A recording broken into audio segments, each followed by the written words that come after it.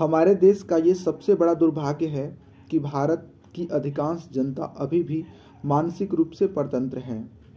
इसका सबसे बड़ा कारण है भारत में 500 वर्षों की परतंत्रता, 300 वर्ष मुगल अर्थात मुसलमानों और 200 वर्ष ईसाइयों अर्थात अंग्रेजों के हम परतंत्र रहे हैं।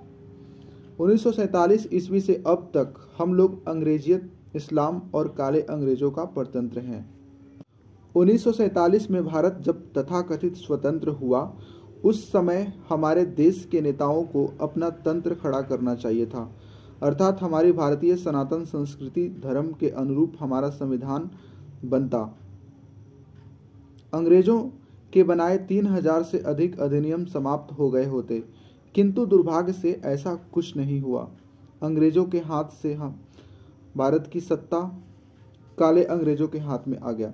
न शिक्षा व्यवस्था बदली, न चिकित्सा व्यवस्था, न न्याय व्यवस्था, न अर्थव्यवस्था।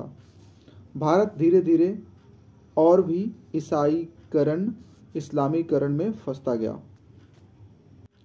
1947 में परतंत्रता के सारे चिन्हों को नष्ट कर देना चाहिए था, किंतु गद्दार नेताओं ने ऐसा नहीं किया।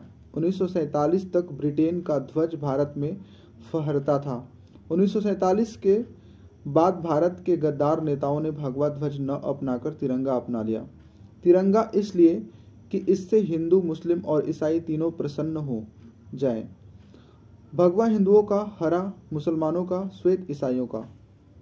अब प्रश्न ये उठता है कि मुसलमान और ईसाई तो विदेशी आक्रांता थे, वो भारत में इस्लाम और ईसाईयत को स्थापित करने आए थे। उन्होंने करोड़ों भारतीय हिंदुओं का नरसंहार किया, करोड़ों हिंदुओं को हठपूर्वक मुस्लिम ईसाई बनाया। तो हम अपने शत्रुओं के प्रतीकों को अपने राष्ट्रीय ध्वज में क्यों स्थान दें? क्या भारत के किसी चक्रवर्ती सम्राट ने तिरंगा फहराया था? बिल्कुल नहीं। सबने केवल और केवल भगवा ध्वज लहराया था।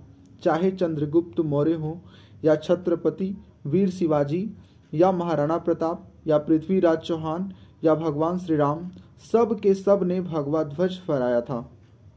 भगवा भारतीय सनातन धर्म का प्रतीक है। भगवा शौर्य, धर्म, शांति, पवित्रता का प्रतीक है। हमारे लाखों साधु सन्यासी ऋषियों ने भगवा ही धारण किया, क्योंकि भगवा पवित्रता प्रकाश का प्रतीक है। हमारे देश में तब भी 80% हिंदू थे, फिर भी तिरंगा थोप दिया गया। उस समय भी भारत के असली महापुरुषों ने नहीं चाहा था कि तिरंगा राष्ट्र ध्वज बने। अतः हम भारत के 100 करोड़ सनातनियों से आग्रह करते हैं कि वो अपनी जड़ों को पहचानें। आज हिंदू यदि सोया है तो बहुत से वीर जाग भी गए हैं और वो सबको जगाने में लगे हैं।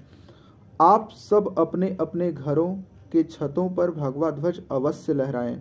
जिस प्रकार मुसलमानों की संख्या बढ़ रही है, कुछ ही वर्षों में वो भारत पर शासन स्थापित कर लेंगे और तब भारत का ध्वज तिरंगा भी नहीं रहने वाला, केवल हरा हो जाएगा।